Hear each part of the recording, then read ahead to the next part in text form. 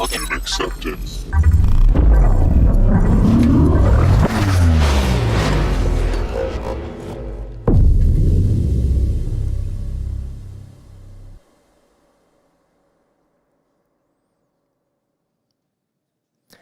Welcome everybody to the talk called No Trust, No Team.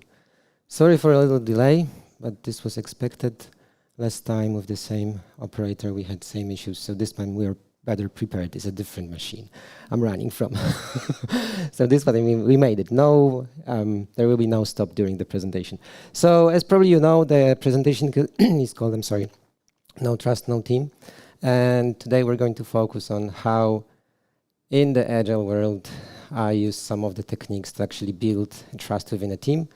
And eventually I'm going to show you how it worked. So basically we're going to start why we actually need to talk about team. What is the difference between group of people and a team? This will be a bit of a theory, pretty short one. Then I'll show you how I start working with a team that I inherit. So there used to be somebody else, and then I check how things, how do I check if this is actually a team or just a group of people. And then the third is going to be how or what I did, what steps I took in order to convert a group of people into a team. So first, let's do end. Last but not least, I'm Marek Będkowski, Software Development Manager in Tesco Technology. All right. There are some things you might not disagree with me during this talk. That's okay. Don't worry. This is not like everyone fits all, fits for all. So there might be some things you did differently or you think are not the way you would do. But actually, in this specific use case, it worked. So that's why I want to share it with you, to show the steps I took and actually my experience, not how things should be done, but how I did them. One last remark, there might be small, like in this slide, small notes. Please don't try to read them, these are for me. I take notes on slides because on different screens I tend to get lost. So, well, I told you, we have teams everywhere, right? Now every group of people is called a team. So you can see various pictures from Unsplash that cover sports, professional environment, some construction working, and I even added one for Star Wars fans. I hope you like it. But are those actually teams, right? We know sports is the most profound way of where teams are named teams. So, and we have in Poland a national sport, right? Football. Everyone loves it or hates it, depending on where you are, but you're not, definitely you have feelings towards it. So then my son came to me at some point and told me, Daddy, when are we going to look our football team next game? And I was like, really? Is it worth it? I don't know. So I tried to type, when is losers next game in Polish? And to my surprise, I actually found their latest games or when they are going to play. Give it a try. I know it might be like a bit contrived because it's Polish, I'm from Poland, so probably it was easier to match by Google, but it still worked to my surprise. And I said, okay, let's find it. So probably they're not a team, or maybe they will be, or maybe they're fluctuating because of different reasons we're going to talk about today. So there is a team, there is a term versus team, sorry, work group or a team. I think scientists, if you go to scientific research, these people actually try to differentiate a group of people and a team, because there is a certain characteristics of a team that should be in order to be named a team. Even though everybody wants a team, so everybody needs teams, and then it shifted into team and high-performing team. But you see the very broad definition, right? The whole is greater than the sum of its parts. So some people call it also a synergy. Some people don't like the word synergy, but let's keep it for our sake, the differentiation. So why do we need to consider even a team being a team? So there is an old model prepared by Bruce Tuckman, and I don't know if you're aware, but there are certain stages that a group of people need to go in order to be called a team. So first they need to go through forming, so like preparing a group, then storming, deciding on something, or discussing some things, then norming, and then actually performing. And there are two ways to visualize this model. One is the endless loop, and this one actually has a time on an x-axis. And that's what I try to emphasize, that in order to become a team, a group of people needs to spend a certain amount of time. Of course, the amount of time differs, right? Depending on the group members, or some people can stay in storming, or they can even not enter storming, and then we have to do about it. But in terms of group members, do you know what can happen in order to turn a high-performing team into initial position to forming? What is the easiest possible way to not being a team anymore? Adding or removing one person, exactly. Yeah, they can, exactly. They can't be in constant fight, right? They cannot move on. That's true. But I meant when they reach the stage of performing, and then what's the situation when they go to actually not being a team and a group of people? And somebody from the back said, either adding or removing one team member. So when we lose somebody from our team, we're not a team anymore, we have to go through the process again, because this might be actually a key person that walked us through this process, right? And I have a very up-to-date example. So you can see a bus stuck in snow. We can all relate to it by looking out the window, right? But it's good enough, because the bus is stuck in the window, so people decide to push. Not everybody wants to push, right? Not everybody wants to help to get it out of the snow. So that's how we go into stage one, right? We form a group, we gather a group of people. Then they go outside, discuss what to do, right? Some people might have 4x4 car and they know how to drive in this terrain, in sand or something. And then they have some ideas. Some people don't know. Some people might coordinate with the driver. That's like this norming, and then performing agreed actions, and then we move on, right? So we just were here for a moment. So hopefully it was easier to understand the Stackman model. And so going back to this, how far do you think we're going to go during this talk? Do you think we can go all the way to performing in 50 minutes? I don't know. No, actually not. My plan is to actually go to norming stage, which is a basis, because there is this second model, Leoncini's 5 dysfunctions. It's a pyramid model. So basis for this is trust. I can see some of you nod heads, so I think somebody who did a training on managing did a pretty good job. You can congratulate this person. And we're going to touch a little bit on the fear of conflict. All right, and there is a last probably model I want to show you. I don't know if you ever considered how the developer lifecycle looks like. So we start when we don't know anything and we write simple code. We go through a peak of I may need this. Anyone been there? Anyone knows who is still there? Because I've been there far too long, sadly. And then when we realize we don't need all of this, we move into super simple code. This means we're confident that what we build, this minimum, is actually going to work. We trust ourselves, right? So that's a starting point. So, and then my job currently, the way I see it, is to make sure people either bypass this hill or they move very quickly out of it. And recently, I had a friend who is also manager. I have a friend, he's still my friend. And he says that he's got a team member who was given a task. And first we started joking about it, but it doesn't sound like a joke anymore to me. So he was given a task which seemed trivial, but then the person came back after 2 weeks saying, I finished. And then he's like, well, but I thought it's like 2 or 3 days. It happens to me very often because I overestimate or underestimate, so because I think everything's simple. But the person comes back and says, because now we support 1,000 cases. And he said, we've got 5. Where did you take this 995? And this is the hill of I may need this for later, right?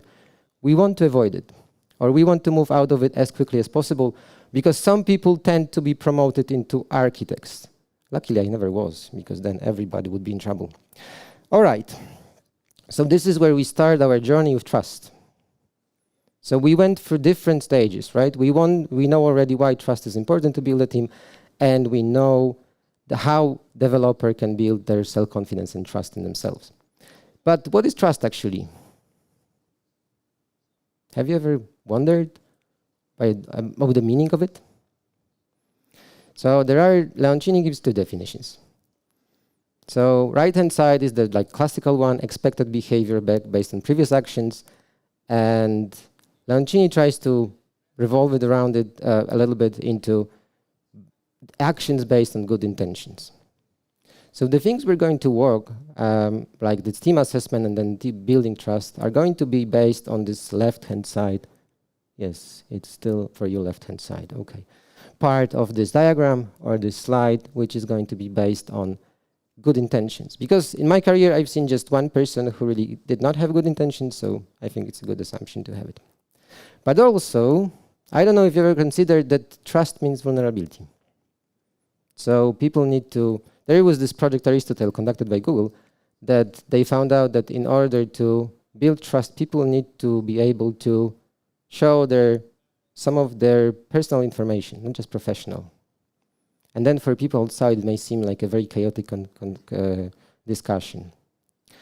And then some people also think it has to be like, you see a mask, right? But we have different layers of intimacy. It doesn't have to be very intimate. It can be very shallow, but still people need to know about you.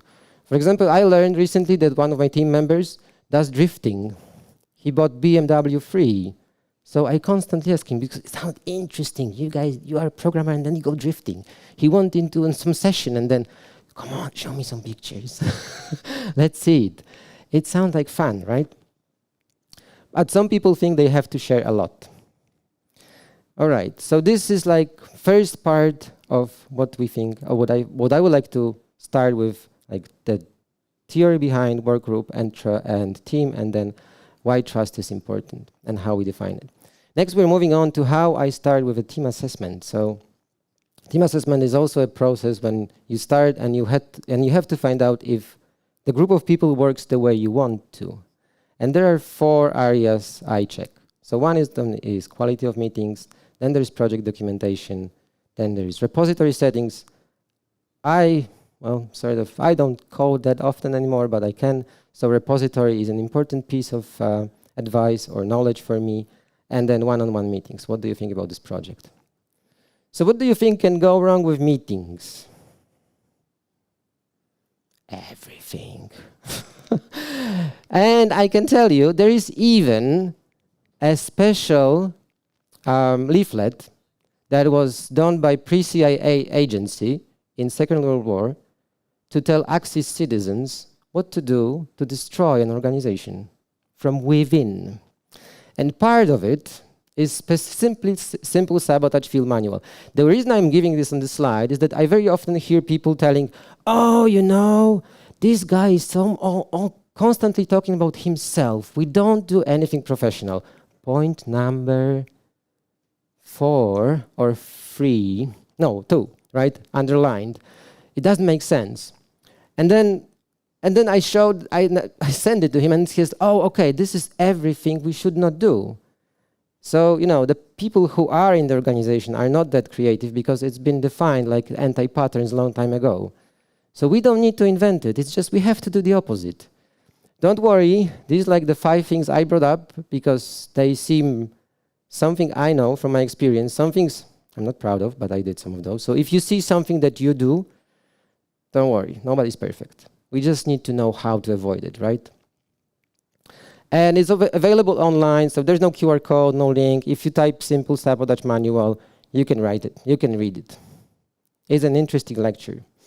There is also mentioning of working slow or blaming your tools for not doing a good job. And then my code is my documentation. Have you ever heard of it? Somebody tells you your code is their documentation. Does it work? Did it work? It never worked for me. And some people use the argument, where's this slide from? Agile Manifesto, very good. So we have the underlined working software over comprehensive documentation. Does it say no documentation? No, it says complex documentation, right? So balance it. It's obvious we're not going to give our stakeholders our code to read the documentation. So if documentation is missing in the project, I see it as a potential issue. So what type of documentation? So start with why. Anyone seen Simon Sinek start with why? Come on, Anita, raise your hand. I know you've seen it. I know some of you have seen it. Come on, guys. So start with why, requirements, high-level design, tech stack, and ADRs, right? Some of the things that are a bit broader than just start with why. Some of the things that allow me to see what actually the project is about, what is built on, and what decisions have been made so far. There are projects that have none of this. So do you think they don't have any documentation or no decisions have been taken? There are decisions, but they are spread by the word of mouth. So you have to come from one person to another to learn what decisions have been made and why. It's a painful process because sometimes people have different perspectives and tell you different things. And probably one of the last things that is a bit of challenging because there are different strategies, but I also tend to check branch naming, brand protection, and first tail branches. So branches that are kept for too long. So what do you think when a branch of a code is kept for too long? Days, weeks, or months? What's your experience? What? No, I mean how long? How long? Yeah, eventually we'll go into merge config, but how long has a branch lived? So somebody works on it, adding changes, right? So how long in your mind do you think it's, or your own experience, what's been too long? A month. All right. Well, that's a lot. I look for weekly branches. That's already a lot for me. But yeah, everyone has their own threshold. And last but not least, what is this project? I don't know if you tried asking when you joined the project your teammates, what is this project? If you got good answers. And then I hear often moving data, handling using from charger, doing some reports generation. The best answer I've had is in another slide, but we're going to summarize. So I don't know if you had those kind of answers. Then you have to ask a lot of questions to actually learn what the project is about and why people don't know it, but this usually means the vision is not existent. All right, so the output of this is few weeks tasks, actually 2 week branches, which means they are longer the sprint, then the team or the group of people is not, doesn't feel like they can achieve what they want. Tickets created by specialists. Everyone been in a project where a specialist in a certain area did only those things, special things? I was there, it's not fun, because then when the person disappears, we're in problem. Vague understanding of product needs, product vision is not there. Meetings that last 3 to 4 hours without results. I don't know if you've been in the meeting that was planned for 1 hour and then lasted 4. It was fun, right? Because then, and then no results. So we don't see effects of this 4-hour discussion, right? One person pushy during meetings and low morale. The best answer I got, what is this project or what are you doing here, was I'm trying to survive. Well, and then we have agile environment that allows us to build things quickly, right? To engage people more and to have more interactions and not to focus on processes so much. And then when we find for agile best practices, I did try. There are plenty because it's a mature approach, methodology to project development. And then you can find don't sit during stand-ups or involve your stakeholders. So you can see the scope of this can vary. So it's hard to find the best one. And as I already told you, I tend to simplify things. So I usually pick one thing that I want to focus on. So the team I'm talking about is, so my goal was to start with story points. So to convert those 2 week branches and actually have sprint velocity and have vision, have stories, have tickets and pull request velocity and sprint scope, all the goodies that come out of it. I know there are different ways to achieve it. We're going to walk through how it was done. So, but first things first, communication, right? We already know simple sabotage manual, we know what to do, we know what to pay attention to. And why communication? Because Scrum has defined number of meetings that we should do, right? So it's pretty obvious we want to improve them or make sure they are efficient. And the trouble with meetings is that they don't happen by themselves. I don't know if you know the 2 biases of collective decision making. They are named. Actually, sorry, these might be too small to read, but the 2 are loudest person in the room. So usually somebody who tries to push their decisions and force others to do what he thinks is best or she thinks best, right? Because I did see also in female version, sadly. So, and then there is highest paid person in the room. So if a CEO comes in and he says we should do it that way, everybody agrees, right? We don't try to challenge it because this is our CEO. So eventually we have to do it. And usually those persons are busy, so they don't have time to explain it to us. So like if he does it too often, suddenly our trust is going to be lower and lower. But probably in our groups of people, in our teams, the most profound is the one with loudest person in the room. That's like pretty easy to spot and pretty easy also to see when things go wrong. So then it's usually my task to make sure the person is a bit not so loud and not so communicating often. Why? Because there is a research of Anita Williams-Woolley, probably you heard of it, and it's called like one of the features of so in this research they were trying to find the characteristics of high-performing teams, and one of them was evenly distributed conversational turn-taking. Now we know in research, right?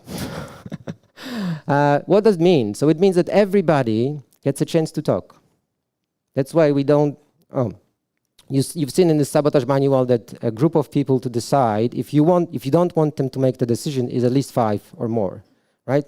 So because if we want to make sure that the conversation is evenly distributed, with the bigger groups it's really hard.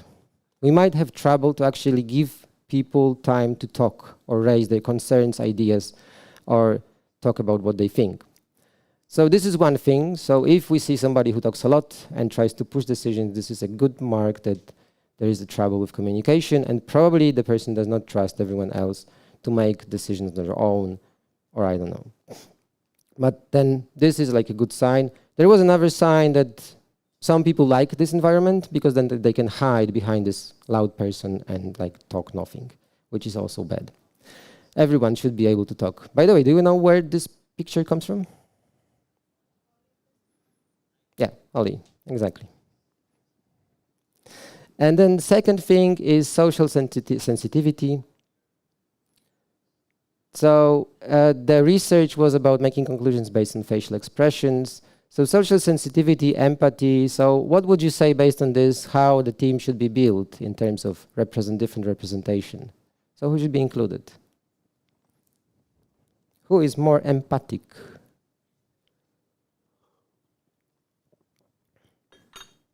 Women. She even drew a conclusion that the best performing teams are on women only, but in IT it might be tough.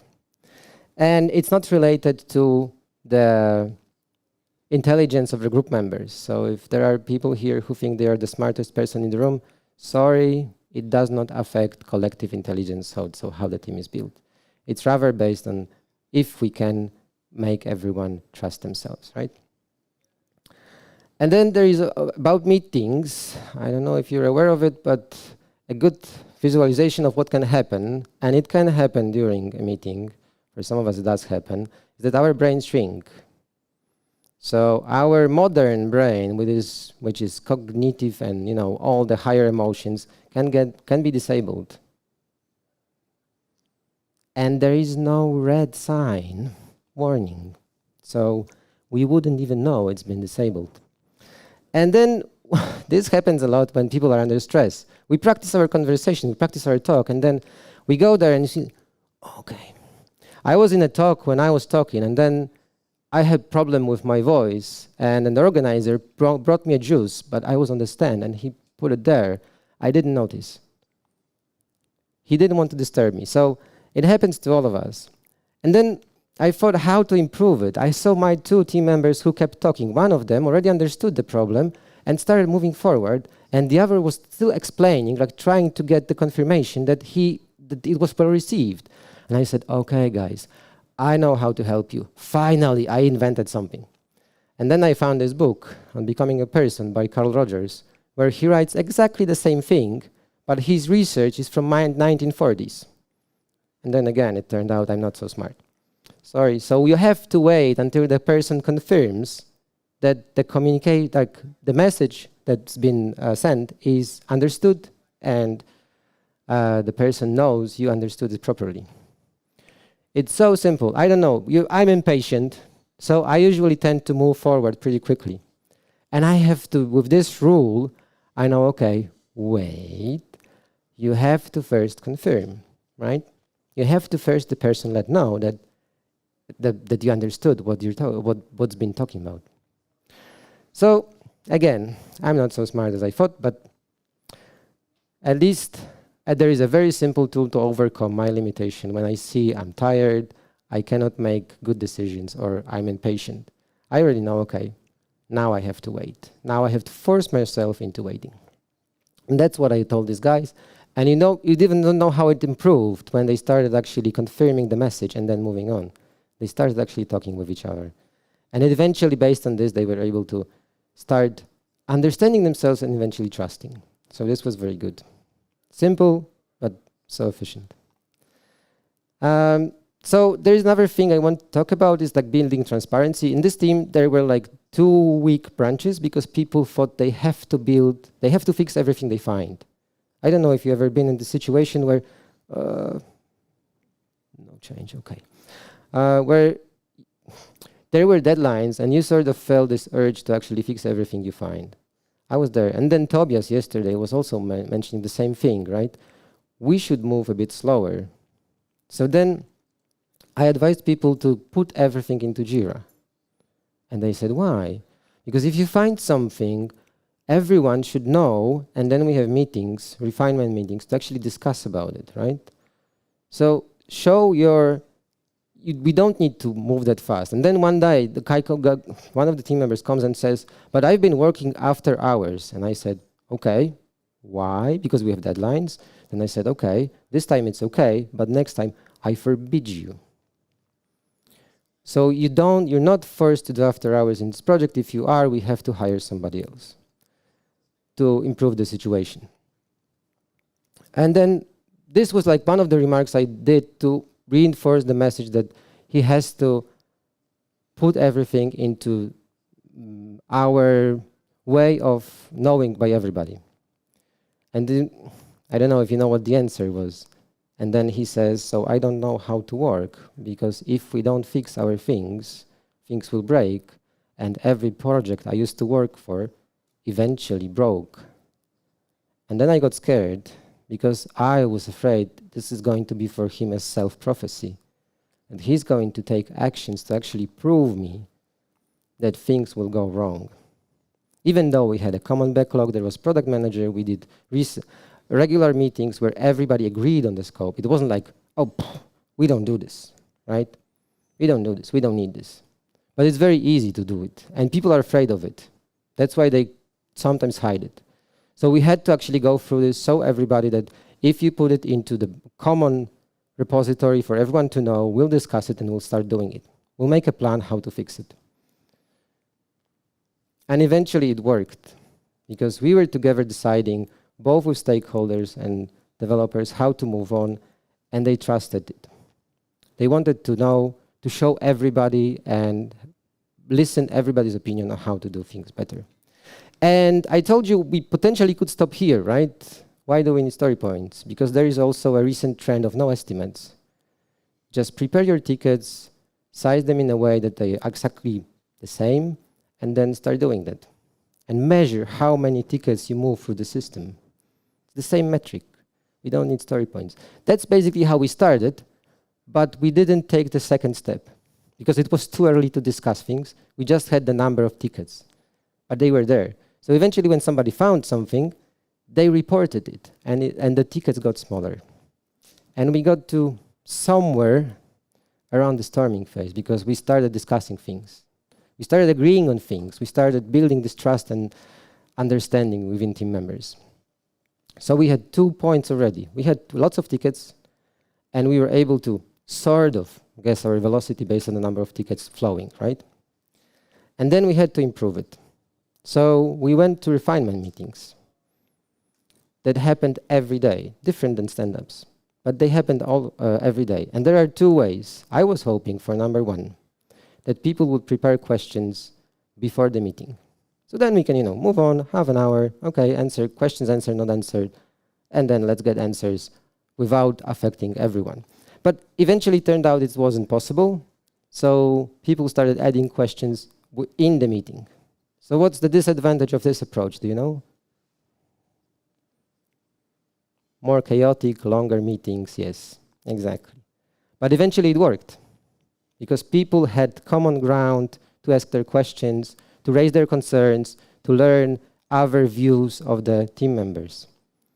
And we kept doing it. So people did not.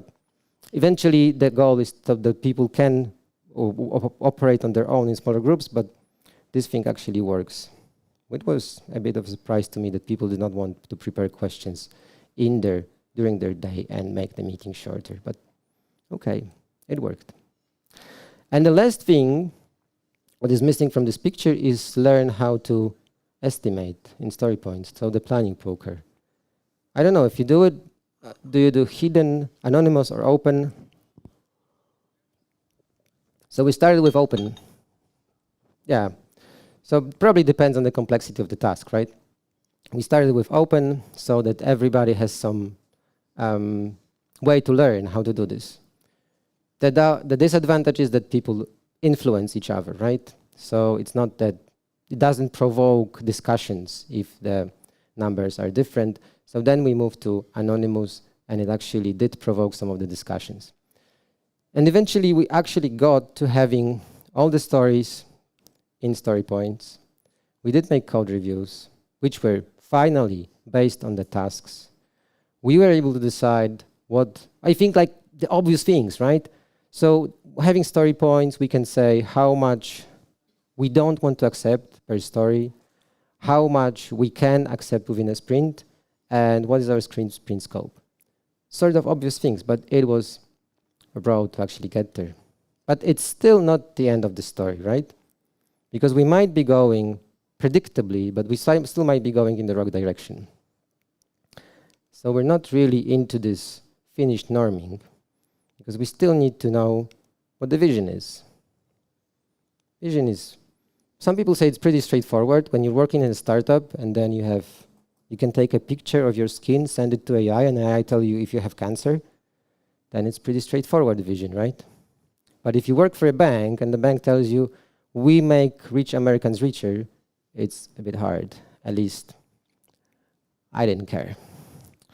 So there is this woman, Helen Keller. I don't know if you heard of her. Born deaf-mute, 19th century. And she has a famous quote, the only thing worse than being blind is having sight but no vision. So, when preparing this, I thought, okay, this is 19th century quote, but do we have something more recent? And while reading this book, Dr. Julie Smith, why has nobody told me this before? So she says she wrote a book because in her psychological research or working with patients, this was the question that she heard a lot. So I started reading it and I said, oh, yeah. And I was like, shit, why hasn't... All right, it's a good one. So Dr. Julie Smith also uses current research where she was trying to find out references. One of the things is like, do we need some greater goal in our life? And she mentions two research, one from 2009 and 2013, that we need, that confirm the hypothesis. We're more grateful, inspired, excited, better well-being and better life satisfaction, and we have less stress response when doing something for others. So we're designed to have vision. Anyone worked with a project without vision or without knowing it? Quite a few. It's tough, I know. But there is modern scientific research to confirm this hypothesis. So building a vision is probably, or finding out the vision, if it's not documented, is probably the hardest part of all of it. Because then we have to go to people, like I told you, that there usually is a vision, but if we have to ask different people, it takes a while. So eventually a vision for me is like starting with why, tech stack, domain model, and architecture. So probably number one is pretty straightforward, where we get it from stakeholders. The rest is to somebody from tech. And then actually point number 2 and 3 and 4 are sort of my responsibilities. So I started, because I had a lot to do with this new team, so I started changing things, and then I forgot to communicate it. But luckily, my team asked me on retro, why are we doing this way? What's the plan ahead of it? Why are you taking us this road? There is like a second option. And then I said, no, it's not a second, it's a fifth. I'm sorry, I have to tell you the whole story. And then everyone learned, and they started trusting me as their leader, that we're going in the right direction. But this could be actually improved. So I was lucky. And then story points, we actually got to the point where we did have story points. And all our stories were based on the vision, based on what we had in Confluence or in Jira. It actually matched what we wanted to achieve. So the goal was there, right? Everything that was part of this journey was achieved. And also the domain model, you think it's a complex diagram or a simple one? Simple. Yes, I agree. It's that simple. But it took actually 3 months because the stakeholders were in different time zones and working on different systems. It took 3 months to actually find it out and build it. And then everybody said, okay, this is what we do. Because we don't think on the level of fields, we think on the level of the domain. So this is where our boundaries are. The white diagram outside, the white rectangle outside, and the gray means something we don't own, but we have to interact with. Okay, so this is where we end. This is what we don't want to have in our system. So eventually what you can see in this slide is right-hand side shows graphs of velocity. So there is like 10 to 15% difference between what team agreed to do and what was achieved, plus minus, right? So this is something that can happen. But apart from it, there were 2-week sprints, regular refinements happening, tasks contain proper quality, estimates in story points, backlog 1 sprint ahead, and task. We decided that 8 story points were too big for the task to be taken, so these were divided. And meetings start at an expected time, action points taken, everybody heard, and all changes go through backlog. And you see, this is only, we reached this stage, right? Because there are still things about distributing responsibility and making people engaged and make sure they want to hold everyone else on the team responsible. So it's just part of the story. And as I told you in the beginning, this is why we just scratch the surface of conflict, because discussing tasks is just a beginning of what else can be discussed, right? So the story for this team continues and it grows. But after growing, like hiring new people, the quality of this work actually maintained. They were pretty happy when onboarding. They were pretty happy there were meetings where they could learn what's been done and voice their concerns. So this is what we went through today, right? Why do we need a team? Why do we need to difference between a group of people of a team? Because it takes time to build a team and it takes specific effort.